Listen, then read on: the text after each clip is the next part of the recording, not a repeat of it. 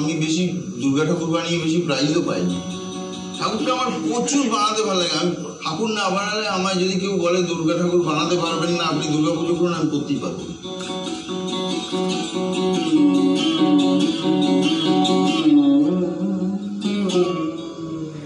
প্রতি বছর পুজো আসে, পুজো মানেই আমাদের কাছে নতুন নতুন মণ্ডপসজ্জা দেখার সুযোগ হয় এবং তাতেই দেখা যায় যে শিল্পীরা তাদের শিল্পসত্তা সাধারণ মানুষের কাছে তুলে ধরে। তবে এই শিল্পীরা যারা সারা বছর ধরে ভাবনা তৈরি করেন, কাজ করেন, কিভাবে তারা সেই কাজগুলো ফুটিয়ে তোলেন বা তাদের জীবন কিভাবে তারা পরিচালনা করেন, এই একাধিক প্রশ্ন থেকে যায় এবং সেখানেই দেখা যাচ্ছে ভবতোষ সুতার, যিনি দীর্ঘদিন ধরে এই দুর্গাপুজোর কাজের সাথে যুক্ত, তার বিষয়ে বা তার জীবনকে নিয়ে একটি ডকুমেন্টারি তৈরি করা হয়েছে যার নাম রয়েছে ভবতোষের কারখানা। তবে সেই কারখানায় কি কি রয়েছে, কি কি শিল্পর কাজ রয়েছে সেই কারখানাতে, আসুন সেই সবটা আমরা দেখে নেব।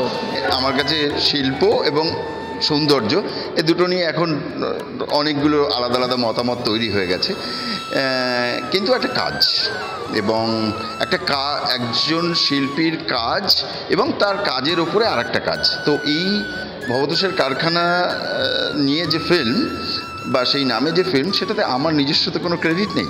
আমার কাজের ওপরে যিনি করেছেন এই ক্রেডিটটা পুরোটাই তার। আমি আজকে ইনফ্যাক্ট দেখতেই এসেছি আমার ছবিটা। তবে খুব পার্সোনালি আমাকে বললে, যদি আমি খুব নিউট্রালি বলি, আমার ছবিটা ভালো লেগেছে, সেটার একটা অন্য দিক আছে। ছবিটা দেখতে ভালো নয় বলেই আমার ভালো লেগেছে, মানে কোট আনকোট দেখতে ভালো বা খারাপের যে জায়গাটা বললেন আপনি এক্ষুনি।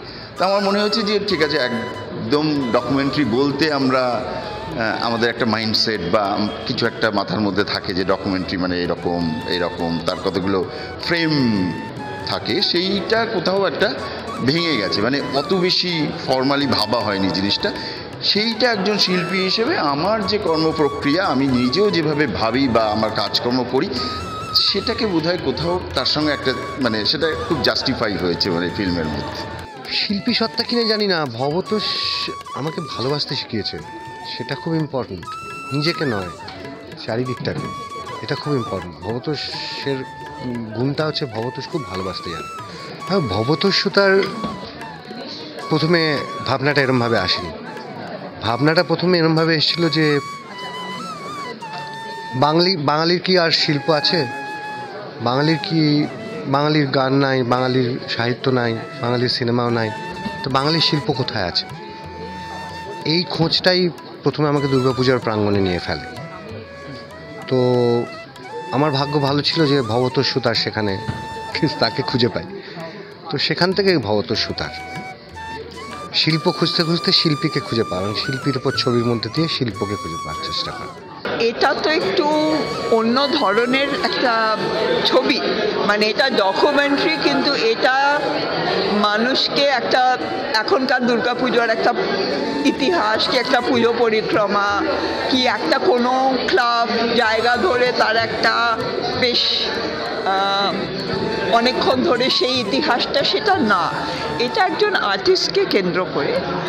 আর একটা সময়, অনেকটা সময়ও না, মানে যেই 5 বছরের কথা বলছেন, তো সেখানে হ্যাঁ, যে দুর্গাপুজোর মাধ্যমে কি ধরনের শিল্পীরা তৈরি হয়েছেন। কারণ ভবতোষ তো পরিষ্কার বলছেন যে যেমন উনি পুজোর কাছ থেকে অনেক পেয়েছেন, সেরকম পুজো তো ওনাদের মতো শিল্পীর কাছ থেকে সমৃদ্ধ হয়েছে।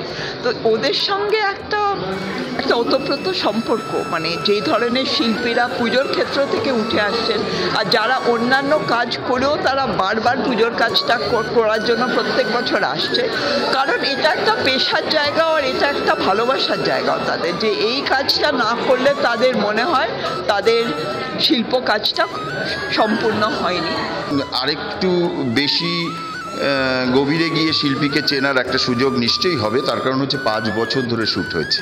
এটা খুব ইন্টারেস্টিং যে এই ছবিটা 5 বছর ধরে শ্যুট হয়েছে। ইনফ্যাক্ট মানে আমার ফিচারে, আমার ভিজুয়াল ফিচার যেটা, সেটাতেও কিন্তু একটু চেঞ্জ হয়ে গেছে তার মধ্যে।